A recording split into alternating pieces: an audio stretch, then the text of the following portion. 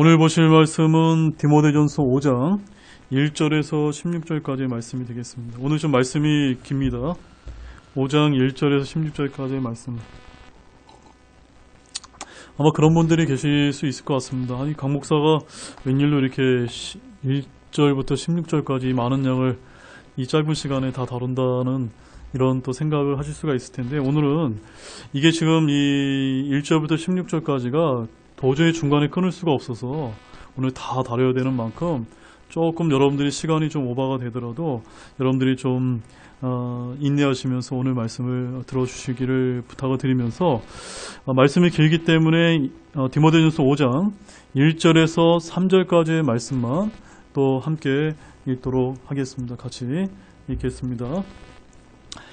연로한 남자를 꾸짖지 말고 그를 아버지처럼 대하며, 젊은 남자들은 형제처럼 대하고 연로한 여자들은 어머니처럼, 젊은 여자들은 온전히 순결하게 자매처럼 대하라.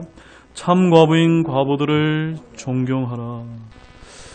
우리가 방금 읽었던 이 1절에서 3절 말씀에 오늘 제가 다루려고 하고 있는 모든 이제 대상들이 이제 다 언급이 되어 있습니다. 그래서 오늘 전하게 된 이 디모데전서 강의 13번째 말씀 제목은 각 연령층의 성도들을 대하는 방법과 참 과부에 대한 구제라는 이런 제목을 가지고 하나님의 말씀을 전해드리도록 하겠습니다. 각 연령층의 성도들을 대하는 방법과 참 과부에 대한 구제에 관한 그런 제목을 가지고 말씀을 전하겠습니다. 자, 오늘 본문은 목회자로서 직무를 수행하기 위한 세부 지침을 이제 주고 있습니다. 각 연령층의 성도들을 대하는 방법이 이제 1절과 2절에서 이제 언급이 된 다음에 3절에서 16절까지의 말씀은 당시에 가장 이제 어찌 보면 가장 소외 계층이라고 볼 수 있는 참된 과부의 구제와 관련된 규례를 매우 길고 중점적으로 이제 기록을 하고 있는 것이 이 디모데전서 5장의 특징입니다.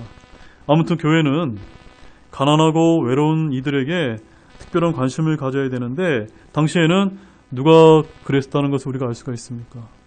바로 과부들이 그랬다는 것을 오늘 우리가 이 말씀을 통해서 이렇게 이해할 수가 있습니다. 자, 오늘 말씀은 사실 그렇게 많이 설교되거나 다뤄지는 본문은 아니지만, 교회 내에서 소외되고 연약한 그런 지체들을 어떻게 대하고 구제하는 것이 성경적인지에 대한 아주 기본적인 지침을 주고 있는 저는 귀한 말씀이라고 봅니다. 우리가 이제 설교 시간에 이 디모데전서 5장 1절에서 16절을 본문으로 삼는 경우가 그렇게 많이 없는 것 같습니다. 만약에 우리가 이런 강의 시간이 아니라면 과연 이런 말씀을 우리가 다룰 수 있을 것인가라는 이런 이제 은혜로운 생각을 하시면서 오늘 말씀을 한 말씀 한 말씀 잘 들으신다면, 특별히 우리 교회 안에 우리 집사님들이 와 계시기 때문에 우리가 이제 교회 안에서 이 어려운 지체들을 어떻게 구제하는 것이 성경적인 것인가, 그런 기본적인 성경적인 원칙들을 오늘 우리가 이 말씀을 통해서 배울 수 있으리라고 저는 믿습니다. 자, 본문 1절과 2절 말씀입니다. 같이 보겠습니다. 연로한 남자를 꾸짖지 말고 그를 아버지처럼 대하며, 젊은 남자들은 형제처럼 대하고 연로한 여자들은 어머니처럼, 젊은 여자들은 온전히 순결하게 자매처럼 대하라. 너무나 기본적인 말씀이죠. 1절과 2절 말씀에서는 남녀 각 연령층의 성도들을 대하는 방법을 아주 자세하게 이제 권면을 하고 있습니다. 그 가운데 가장 먼저 연로한 남자를 꾸짖지 말고라고 이제 되어 있는 이 말씀처럼 연로한 성도들에 대한 권면으로 시작하는데 크게 네 불의 대상이 이제 언급이 되어 있습니다. 자, 첫 번째 어떻게 하라고 되어 있습니까? 연로한 남자를 꾸짖지 말라. 어떻게 대하라고 되어 있습니까? 아버지처럼 대하라. 네. 저 여러분 다 그렇게 저희보다 이렇게 연장자인 분들을 아버지처럼 대하고 계십니까? 우리가 그렇게 할 수 있는 귀한 교회가 되기를 원합니다. 그 다음에 둘째는 젊은 남자들은 형제처럼 대하라는 겁니다. 그 다음에 세 번째로 연로한 여자들은 어머니처럼 대하라는 겁니다. 그 다음에 마지막 네 번째는 젊은 여자들은 온전히 순결하게 자매처럼 대하라 라고 해서, 특별히 젊은 자매들은 온전히 순결하게 라고 하는 그런 이제 독특한 표현이 이제 들어가 있습니다. 자, 우리가 이것을 자세히 보게 되면은 각 연령층의 성도들을 모두 어떻게 대하라는 말씀으로 이해할 수가 있습니까? 가족처럼 대하라는 말씀이면 우리가 알 수가 있습니다. 말하자면 아버지, 어머니, 형제, 자매처럼 대하라는 말씀입니다. 여기서 아들처럼 딸처럼 대하라는 말씀만 없을 뿐 완전히 가족 공동체임을 우리가 알 수가 있습니다. 왜냐하면 성도들은 모두 하나님의 자녀로서 한 아버지를 둔 우리가 영적인 가족이기 때문입니다. 맞습니까, 여러분? 우리 영적인 가족입니다. 예수 그리스도의 피를 나누는 영적인 가족인 것입니다. 여기서 특히 남녀를 불분하고 연장자를 대하는 우리의 태도가 겸손과 예의를 동반하여 마치 부모를 대하듯 해야 함을 잘 보여주고 있습니다. 물론 연장자에 대한 이런 윤리가 세상의 일반적인 윤리인 것도 맞지만 이것이 기독교에서 더욱더 두드러진다는 점을 우리가 잊어서는 안 되겠습니다. 즉 성경은 연로한 분을 공경할 것을 특히 강조하고 있다는 점입니다. 자, 레위기 19장 32절 말씀을 한번 보시기 바랍니다. 너는 흰머리 앞에서 일어서고 노인의 얼굴을 공경하며 내 하나님을 두려워하라. 나는 주니라. 아멘이시죠? 우리는 우리 교회 안에 이제 우리보다 나이가 많은 연로한 분들을 정말로 하나님을 두려워하는 그런 마음으로 저희들이 공경하기를 정말로 소망합니다. 또한 바울은 디모데에게 젊은 남자와 마찬가지로 젊은 여자를 영적 가족의 일원으로 여길 것을 권면하고 있습니다. 그러나 젊은 여자의 경우는 이런 자세뿐만 아니라 한 걸음 더 나아가서 어떻게 대하라고 되어 있습니까? 온전히 순결하게 대하라고 하는 이런 이제 권면이 이제 주어져 있다는 것이 매우 특이하다는 점입니다. 그래서 어떤 목사님들은 이것이 단순히 어떤 목회자들이나 성도들이 젊은 자매에게 성적인 욕망을 염두에 두고 조심하라고 하는 이런 말씀으로 이제 가르치는 경우도 있는데 그것보다 더 포괄해서 몸과 마음 전체에 있어서 온전히 순결한 상태를 뜻하는 것으로 우리는 그렇게 이해할 필요가 있다고 저는 보고 있습니다. 따라서 우리가 이런 말씀을 듣고 순종한다면 교회 내에서 벌어지는 많은 다툼과 시기와 어떤 분쟁과 파당짓기 등은 모두 다 사라질 수 있을 것입니다. 왜 그렇습니까? 우리가 가족이라면 정말 가족처럼 대한다면 가족끼리 때로는 조금 다투고 싸움도 하듯 금방 화해하지 않습니까? 그래서 교회 내 지체들이 서로가 지체로서 단순히 형제자매를 뛰어넘어 주 안에서 영적 가족이란 말이 정말로 멋지지 않습니까? 멋지죠, 여러분? 네, 본문 3절 말씀 보십시오. 참 과부인 과부들을 존경하라. 어떻게 하라고요? 존경하라라고 되어 있습니다. 1절과 2절에서 다양한 연령층의 성도들을 대하는 방법을 언급한 후에 이제 3절에서 16절까지는 참된 과부가 누구인지 또 그 과부를 어떻게 대하는 것이 바람직한 방법인지를 아주 집중적이고 길게 이제 사도 바울이 이제 다루고 있다는 점입니다. 참 과부는 정말로 도움이 필요한 과부를 뜻합니다.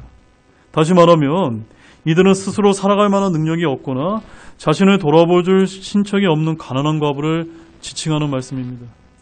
혹자는 사도 바울이 여기서 과부에 대한 문제를 왜 이렇게 과도하게 다룬 것에 대해서 이상하게 여기곤 합니다. 그러나 여러분, 제가 지난 주일날도 설교 말씀 통해서 드렸던 것처럼 초대 예루살렘 교회에서 정말 완벽해 보였지만 어떤 문제가 터졌습니까? 과부들 간에 분배 문제가 터지지 않았습니까? 그래서 지금 사도 바울이 집사제도가 발생하게 된 원인이 되었던 이런 과부들의 분배 문제를 우리가 생각해 본다면 여기서 참 과부의 구제 문제를 이와 같이 비중이 높게 다룬 것을 정말 우리가 이해하지 못할 이유는 없다는 점을 우리가 좀 알 필요가 있습니다. 한편 과부는 우리 예수님께 있어서도 큰 관심의 대상이었다는 사실을 우리가 알 필요가 있습니다. 마가복음 12장 42절과 43절 말씀을 보게 되면 우리 주님께서는 이 렙돈 곧 1고드란트를 넣은 한 가난한 과부에 대해서 아주 각별한 애정을 이제 보이신 바가 있고 누가복음 7장 11절과 17절 말씀을 가보게 되면은 나인도시 과부의 아들이 죽었을 때도 우리 예수님께서는 그 과부를 보시고 불쌍히 여기셨던 사건이 아주 낱낱이 이제 기록이 되어 있습니다. 따라서 주님의 가르침을 전하는 사도 바울 역시도 과부에 대하여 깊은 관심을 가지는 것은 지극히 당연하지 않을까요, 여러분? 그런데 여기서 과부들을 불쌍히 여기라고 하지 않고 어떻게 하라고 이제 말씀하고 있습니까? 존경하라라고 말씀하고 있습니다. 존경하라. 자, 그렇다면 여기서 사도 바울이 왜 과부들을 존경하라고 언급한 그 이유는 무엇 때문일까요? 그것은 돈이 많아서가 아닙니다. 불쌍해서도 아닙니다. 무엇 때문입니까? 그것은 주님의 명령이기 때문입니다. 우리가 과부들을 존경하라고 언급한 것은 단순히 과부들에게 정신적인 차원에서 좀 더 많은 배려를 과 관심을 기울이라는 의미 이상으로 과부들에 대한 실제적이고 경제적인 도움을 베풀라는 의미입니다. 왜냐하면 바울 당시 과부들이 경제활동을 통해 수익을 얻을 수 있는 기회들이 거의 전무했기 때문에 특별한 재산을 물려받지 못하였거나 자신의 분을 부양할 책임이 있는 가족이 없는 과부들은 생계조차 유지할 수가 없었던 것입니다. 따라서 이들에게 필요한 것은 말뿐인 동정이 아니라 실제로 생계를 유지할 수 있는 경제적인 도움이 필요했는데 그 도움을 누가 감당해야 된다고 여기서 말씀하고 있는 겁니까? 지역교회가 그 과부를 돌보는 것이 교회와 그리스도인의 마땅한 책임이라고 이제 말씀을 하고 있는 것입니다. 특별히 과부들이 존경받을 수 있는 유일한 곳이 바로 교회라고 말씀하시면서 우리 그리스도인들은 주님께 과부들을 존경하라는 명령을 받은 사람임을 우리가 기억해야만 됩니다. 자, 4절 말씀 보겠습니다. 만일 어떤 과부에게 자식들이나 손자들이 있거든 그들이 먼저 집에서 효성을 보여 자기 부모에게 보답하는 것을 배우게 하라. 그것은 하나님 앞에서 선하며 받으실 만한 것이니라. 자, 여러분 이 말씀 이해가 되셨습니까? 아니, 분명히 좀 전에는 과부들을 경제적으로 돕고 배우는 책임이 어디에 있다고 말씀드렸습니까? 교회에 있다고 얘기하지 않았습니까? 근데 여기서 또 어떻게 표현하고 있습니까? 과부라고 무조건 다 도와줘야 되는 것이 아니라 그 과부에게 정말로 자식들이나 손자들이 있다면 그들이 먼저 돕도록 이렇게 권면해야 된다라고 성경은 말씀하고 있는 것입니다. 특별히 그것이 하나님 앞에 선하며 받으실 만한 것이다라고 이렇게 말씀하고 있다는 점입니다. 바울이 여기서 먼저라고 하는 부서를 이제 첨부하고 있는데 이는 다른 어떤 것보다 먼저라고 하는 그런 뜻입니다. 만약 자식들이나 손자들이 있는 과부인 경우에는 교회가 그 과부를 돌보기보다 먼저 그들로 하여금 효를 실천하게 할 것을 권면하고 있는 것입니다. 사랑하는 여러분, 자식들과 손자들은 과부가 된 어머니나 할머니를 책임질 1차적인 책임이 있는 것입니다. 정부나 교회가 나서기 전에 먼저 누가 그들을 돌봐야 되는 겁니까? 가족들이 이제 돌봐야 되는 것입니다. 자녀가 부모에게 효도를 한다는 의미는 정신적인 것이 전부가 아닙니다. 경제적인 부양을 동반하는 것입니다. 즉 효성을 보여서 자기 부모에게 보답하라는 명령이 내포되어 있는데 이것이 어떻다고 말씀하고 있습니까? 하나님 앞에서 받으실 만한 것이다 라는 사실을 우리가 잊어서는 안 되겠습니다. 자, 본문 5절과 6절입니다. 한편 창과부인 여자로서 외로운 자는 하나님을 신뢰하고 계속해서 밤낮으로 간구하며 기도하나 쾌락에 빠져 사는 여자는 살아있어도 죽었느니라. 자, 여기서 사도 바울은 자식들이나 손자들이 있어서 경제적인 도움을 받을 수 있는 과부가 아닌 3절에서 언급한 창과부의 조건에 대해서 언급을 하고 있는데 그것은 크게 한 3가지로 이제 압축이 되어집니다. 첫째는 아무도 돌아봐 줄 사람이 없는 외로운 과부를 말하는 것이고, 둘째는 오직 하나님께만 소망을 두는 과부이며, 셋째는 밤낮으로 간구하며 기도하는 과부가, 이 과부가 어떤 과부라는 겁니까? 참 과부라는 것입니다. 이렇게 참 과부와 지금 이제 6절 말씀에서 쾌락에 빠져 사는 여자의 그런 차이를 한번 비교해서 보시길 바랍니다. 남편이 죽고 혼자 사는 여자라고 해서 모두 다 참 과부가 아닙니다. 참 과부는 어떤 여자라고 여기에 기록이 되어 있습니까? 하나님을 신뢰하고 계속해서 밤낮으로 간구하며 기도하는 여자다라고 말씀하고 있습니다. 그러나 쾌락에 빠져 사는 여자는 뭐라고 이제 표현하고 있습니까? 살아있지만 죽은 것이나 다름이 없다. 왜 그럴까요, 여러분? 왜 그렇습니까? 쾌락에 빠져 사는 여자가 죽었다는 여자는 바로 범법과 죄들 가운데서 죽었다는 그런 말씀입니다. 자, 이런 쾌락에 빠져 사는 여자와 대비되는 그런 아주 대표적인 그 참 과부로서 우리가 이제 누가복음 2장 37절 말씀을 가보게 되면 거기에 이제 그 비누엘의 딸 안나라고 하는 그런 이제 대표적인 이제 과부가 이제 등장을 하고 있습니다. 자, 누가복음 2장 37절 말씀을 제가 읽어드리면 거기에 이제 안나에 대해서 이렇게 표현을 하고 있습니다. 84년쯤을 과부로 지냈더라. 그녀가 성전을 떠나지 아니하고 밤낮으로 기도하면서 하나님을 섬기더니라고 이렇게 얘기하면서 이 여인은 결혼한 지 7년 만에 과부가 되어 84년을 과부로 살면서 금식하고 기도하며 주님을 섬겼던 참 과부라고 이렇게 이제 대표적으로 소개가 되어져 있습니다. 그러나 쾌락에 빠져 사는 여자는 참 과부와 대조적으로 마치 소돔의 딸처럼 사치스럽고 방탕하게 사는 과부들에게 적용되었다는 말입니다. 이것은 바울 당시에 거의 안정적인 직업을 갖지 못했던 과부들이 생계를 통해 부도덕한 매춘 행위를 자행했던 것을 상기시키는 것 같습니다. 이런 쾌락적인 행위에 탐닉하는 과부들은 결국 이전에 잠시 누렸던 영적 기쁨을 잊게 되어 육체적으로는 생명을 누리지만 영적으로는 하나님의 생명에서 떠나게 된 것이다 라는 그런 의미를 이제 가지는 것입니다. 자, 본문 7절 말씀을 보십시오. 이것들을 명하여 그들이 책망받을 것이 없게 하라. 자, 디모데는 성도들에게 이것들을 명령하도록 이제 이 말씀을 가르치고 있습니다. 말씀을 선포하는 것은 권면으로 주어진 것이 아닙니다. 순종해야 될 명령으로 주어진 것임을 여러분들 주목하시기 바랍니다.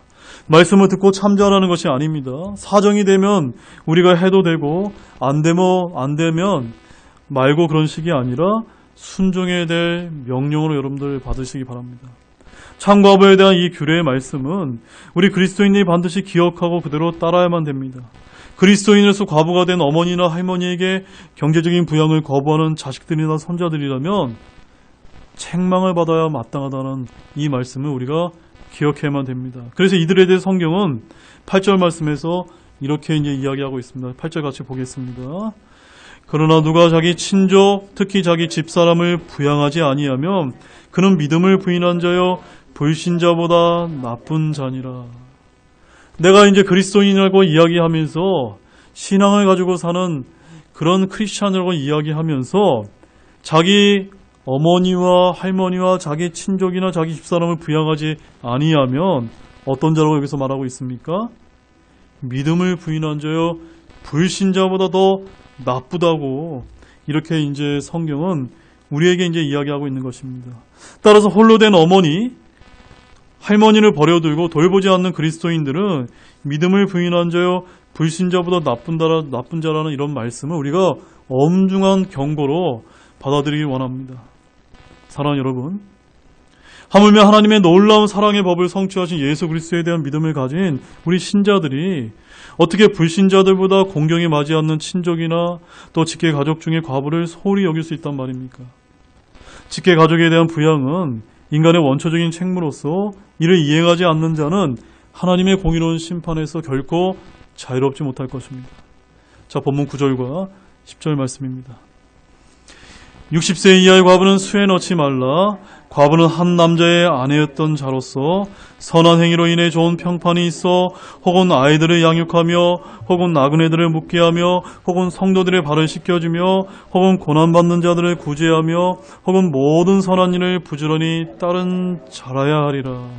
자, 이 말씀을 잘 보게 되면은 우리가 성경을 보게 되면은 저와 같은 이런 목사의 자격이나 또한 집사의 자격 조건들이 굉장히 아주 엄격하게 주어져 있다는 것을 우리가 디모데전서 이제 3장에서 살펴보지 않았습니까? 그런데 이 목사와 집사 못지않게 아주 엄격한 또 자격 조건이 있는 대상이 또 누굽니까? 참 과부의 조건이 이렇게 이제 기록이 되어 있다는 점입니다. 자, 이 교회에서 참 과부로 계수할 자는 60세 이하의 과부는 제외가 된다는 말씀입니다. 왜 그럴까요, 여러분? 왜 그럴까요? 남편이 없는 여자라고 모두 과부로 계수하지 말라라고 하는 그런 의미입니다. 성경에서 규정한 참 과부는 한 남자의 아내였던 자여야 하며 2번, 3번 결혼한 사람이 아닙니다. 여러 남자와 관계를 가졌던 여자도 아닙니다. 그런데 왜 바울은 교회 구제를 받기 위해서 과부의 나이가 60이 덜 되지 아니한 그런 과부여야만 된다라고 말했던 이유가 무엇 때문일까요? 그 이유는 1차적으로 60세 이상 된 과부는 노동력을 상실했기 때문에 교회의 도움이 불가피하기 때문인 것입니다. 이와 더불어서 교회 봉사하는 데 있어서 이 나이가 적합했기 때문이라는 이유도 우리가 고려해 볼 필요가 있습니다. 혹자는 60세라는 이 나이에 대해 깊은 애정으로 가르치는 데 있어서 경험이 풍부하기 때문에 모든 다른 사람들을 권고와 위로로 잘 도와줄 수가 있다라고 이렇게 이제 언급을 한 바가 있습니다. 아무튼 참된 과부는 한 남자의 아내였던 자로서 선한 행위로 인하여 좋은 평판이 있어야만 합니다. 또한 자녀들을 양육하고 나그네를 묵게 하는 일, 성도들의 발을 씻어주는 일, 고난받는 자들을 구제하고 모든 선한 일을 부지런히 따르는 자라야 어디에 넣을 수가 있는 것입니까? 참 과부에 넣을 수 있는 이런 자격 조건에 포함이 되어서 이제 교회가 구제를 해야 되고 거기에 이제 어떤 조건까지 또 포함됩니까? 나이 조건까지 이제 포함이 되는 것입니다. 그래서 이런 60세 이상의 정말 경제적인 도움이 절실했던 이런 과부가 교회 구제를 받게 되었을 때 이런 과부들은, 이런 참 과부들은 정말로 교회에 보답하고자 하는 그런 마음에서 교회 봉사에 전심전력하였을 것임을 우리가 한번 상상해 본다면 얼마나 교회가 아름다웠을까? 그런 모습이 상상이 되어지십니까? 자, 본문 11절과 12절 말씀을 보겠습니다. 그러나 젊은 과부들을 거절하라. 이는 그들이 그리스도를 대적하여 방탕에 빠지기 시작할 때 결혼할 것이기 때문이니 그들은 자기들의 처음 믿음을 내버렸으므로 정죄를 받느니라. 참 말씀이 참 흥미로운데요. 참 과부가 몇 세 이상이죠? 60세 이상이니까 60세 이제 미만은 이제 참 과부에 포함되지 않습니다. 우리가 이 말씀을 11절과 12절 말씀을 읽어보게 되면 60세 미만은 어디에 포함되는 겁니까? 젊은 과부에 포함된다는 겁니다. 근데 그 젊은 과부가 왜 그렇게 사도 바울의 표현을 했냐면 결혼할 수도 있기 때문에, 재혼할 수도 있기 때문에 이제 그렇게 표현하고 있는 것입니다. 그래서 여기서 거절하라고 하는 이 말씀은 과부의 수에 넣지 말 것을 이제 거절하는, 과부의 수에 넣는 것을 거절하라고 하는 그런 뜻입니다. 이미 60세 이하의 과부는 과부의 수에 넣지 말라고 말한 그대로입니다. 젊은 과부들은 언제든지 재혼할 수 있기 때문입니다. 과부는 이혼녀가 아니기 때문에 재혼 자체가 성경에서 불법이나 그런 죄가 아닙니다. 주 안에서 얼마든지 재혼해도 됩니다. 왜냐하면 남편이 죽게 되면은 그 남편의 법에서 해방되기 때문입니다. 자, 그런데 본문은 젊은 과부들의 재혼에 대해서 매우 부정적으로 이제 표현하고 있습니다. 왜냐하면 11절 말씀에 그들이 그리스도를 대적하여 방탕하기 시작할 때 결혼할 것이기 때문이니라고 말씀하고 있기 때문입니다. 과부가 과부로서의 삶을 포기할 때 결혼합니다. 과부들은 혼자 지내는 것이 좋으나 억제할 수 없거든 바울이 뭐라고 이제 권면하고 있냐면 결혼하라라고 말하고 있습니다. 자, 그 말씀은 한번 찾아보겠습니다. 고린도전서 7장 8절에서 9절입니다. 고린도전서 7장 8절에서 9절 말씀. 그러므로 내가 결혼하지 아니한 자들과 과부들에게 말하노니 그들이 나처럼 지내는 것이 그들에게 좋으니라. 그러나 그들이 억제할 수 없거든 결혼하게 하라. 불타는 것보다 결혼하는 것이 나으니라. 젊은 과부들은 참 과부인 여자로서의 삶을 포기할 때 쾌락에 빠지게 됩니다. 과부로서 선한 행위로 좋은 평판을 받는 삶을 포기할 때 그리스도를 대적하며 방탕하게 되는 삶을 살 수밖에 없습니다. 이들은 자기들의 처음 믿음을 내버렸으므로 정죄를 받습니다. 본문은 과부들의 재혼을 금지하는 말이 아닙니다. 정욕과 쾌락과 이런 것에 이끌려서 참 과부로서의 삶을 포기하는 결혼에 대한 그런 경고의 말씀을 주고 계신 것입니다. 자, 13절 말씀을 보십시오. 또한 그들은 게으르게 지내는 것을 배워 집에서 집으로 돌아다니며 게으를 뿐만 아니라 또한 수다장이와 참견하기 좋아하는 자가 되어 자기들이 말해서는 안 될 것들을 말하나니. 자, 이 말씀 또 유의있게 한번 보시기 바랍니다. 쾌락에 빠져 사는 여자들, 살았으나 죽은 여자들, 그리스도를 대적하여 방탕하기 시작하여 결혼한 젊은 과부들의 이제 특징을 이제 여기서 보여주고 있는 말씀입니다. 자, 이들은 어떻다고 표현하고 있습니까? 게으르고 수다쟁이에 참견하기를 좋아하고 말해서는 안 되는 하지 말아야 할 말들을 말하는 그런 이제 과부들을 이제 여기서 이렇게 표현하고 있습니다. 자, 사도 바울은 이 말씀을 통해 물론 젊은 과부들이 모두 다 그렇지는 않겠지만 일부 젊은 과부들이 교회 구제를 받는 과부의 계세에 포함될 경우 바로 이런 게으름이 몸에 뵐 뿐만이 아니라 집집마다 돌아다니면서 교회를 위한 행위나 말은 고사하고 오히려 교회 분열과 갈등만을 초래하는 자들로 남을 것을 우려하면서 과부의 구제받을 수에 넣지 말라라고 이렇게 명하고 있다는 그런 뜻을 여기서 담고 있는 것입니다. 자, 본문 14절 말씀 보십시오. 그러므로 나는 젊은 여자들이 결혼해서 아이들을 낳고 가정을 꾸리며 비방할 기회를 대적에게 전혀 주지 않기를 원하노라. 자, 젊은 과부가 재혼해서 아이를 낳고 집을 다스려야 하는 것은 계속해서 과부로 살아갈 경우 13절과 같은 폐단이 끊이지 않을 것이기 때문이라는 점입니다. 13절과 같은 폐단들은 젊은 과부들의 삶에 멈추지 않을 것이기 때문에 그들이 차라리 재혼하여서 가정일에 전념하는 것이 낫다는 그런 말씀입니다. 이렇게 바울은 결혼 또는 재혼에 대해서 금지한 적이 없습니다. 물론 그 자신은 독신 생활을 선호했지만 모든 사람이 결혼이나 독신에 대한 은사를 하나님으로부터 부여받았다는 사실을 기꺼이 인정하고 있습니다. 나아가 성적인 욕구에 대해서는 실제적인 필요가 있다는 것까지도 인정을 하고 있고 젊은 과부들이 시집을 가고 아이를 낳고 가정을 다스리는 것은 성경적으로 아무런 문제가 되지 않다고 여기서 이제 말하고 있는 것입니다. 한편 바울은 이렇게 젊은 과부는 원칙적으로 다시 재혼케 해서 새 가정을 돌보게 함으로써 교회를 대적하는 자들에게 비방의 구실을 주지 않는 것이 바람직하다는 사실을 여기서 피력하고 있다는 점입니다. 자, 15절 말씀을 보십시오.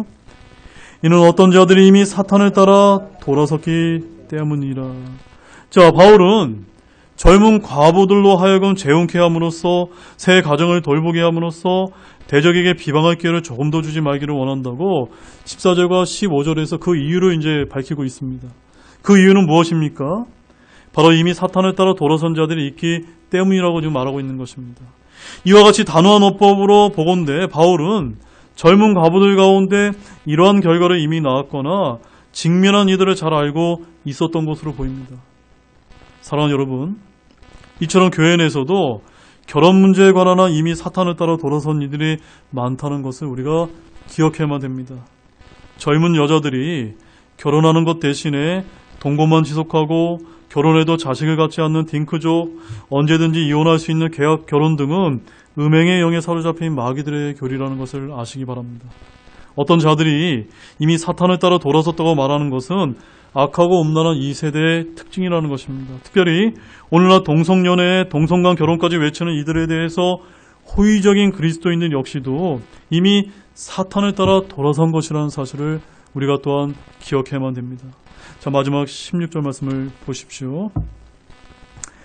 만일 믿는 어떤 남자나 여자에게 과부들이 있거든 그들이 저들을 구제하게 하고 교회가 짐을 지게 하지 말라. 이것은 교회가 참과부인 자들을 구제하게 하려 함이라. 자, 여러분 이 16절 말씀을 여러분 이해하셨습니까? 우리가 이 오늘 말씀을 다루면서 이 말씀이 제일 중요한 말씀인데 왜 그러냐면요. 잘 말씀을 잘 다시 한번 들어보시기 바랍니다. 만일 믿는 어떤 남자나 여자가 과부들이 있거든 그들이 저들을 구제하게 하고 교회에 짐을 지게 하지 말라는 이 말씀 여러분 어떻게 이해가 되십니까? 자, 잠깐 저를 봐주시기 바랍니다. 우리 교회 안에 진짜로 참 과부에 해당되는 그런 자매님들이 한번 계시다고 한번 생각해 보시기 바랍니다. 1차적으로 누가 그들을 먼저 도우라는 겁니까? 1차적으로 가족이 돕고 또 2차적으로는요. 우리 형제님들과 자매들 중에 경제적인 여유가 있는 분들이 구제할 능력이 된다면 그들을 도우라고 이야기하는 것입니다. 그래서 교회가 짐을 지지 않도록 이렇게 이제 권면하고 있는 것입니다. 믿음을 가진 자가 누구이든 간에 그에게 도와야 될 과부나 어떤 어려운 지체가 있다면 먼저 도움으로써 교회 구제 사역에 부족함이 없도록 하자는 의미가 바로 이 말씀이 의미하는 바라는 것입니다. 이해가 되셨습니까? 교회가 짐을 지게 하지 말라는 것은 경제적인 부담을 교회에게만 전적으로 지어서는 안 된다로 하는 그런 뜻을 갖고 있는 것입니다. 과부에 대한 교회의 규제는 60세 이상의 참된 과부에게만 하라는 것입니다. 이러한 가르침은 오늘 우리가 교회 재정을 운영함에 있어서 어떠한 자세를 취해야만 하는지 우리 집사님들이 또 우리 형제자매들이 아주 똑똑하게 보셔야만 되는 것입니다.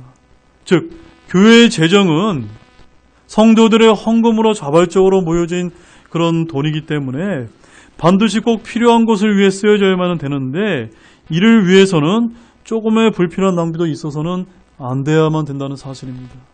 따라서 성도들은 스스로 부담할 수 있음에도 불구하고 이를 교회에다 전적으로 의지해서 하면 됩니까? 안 됩니까? 안 된다고 지금 말씀하고 있는 것입니다. 교회 역시도 불효불급한 곳에 재정을 소모함으로써 정작 해야 할 일을 하지 못하는 일이 있어서도 안 된다는 점입니다. 따라서 우리 교회가 재정이 넉넉하다고 해도 이런 부분은 엄격하게 적용될 필요가 있다는 사실을 우리가 이 말씀을 통해서 교훈을 얻어야만 됩니다. 교회 행정이나 재정 문제는 모든 성도들에게 매우 민감한 문제이기 때문에 조금만 잘못하게 되면은 불평이 이제 터져 나오게 되어 있습니다. 이미 살펴보았듯이 참 과부는 감독이나 집사처럼 엄격한 조건이 있다는 점입니다. 이제 결론을 맺겠습니다. 오늘 우리는 이 말씀을 통해서 교회 내에서 각 연령층에 있는 성도들을 대하는 방법과 참 과부에 대한 구제에 관한 말씀을 우리가 공부를 했습니다. 매우 현실적이고 매우 실제적인 문제로서 우리는 이런 말씀들을 교회에 잘 적용할 필요가 있다는 점입니다. 우리 교회는 이러한 말씀에 따라 성도들을 대하고 특별히 과부들과 같은 가난하고 외로운 그런 지체들이 있다면 이런 신약 성경의 원칙에 따라 철저하게 구제할 수 있는 그런 참된 신약교회가 되기를 진실로 소망합니다. 그런 모든 분들이 되시기를 우리 주 예수 그리스도의 이름으로 축원드립니다. 기도하고 마치겠습니다.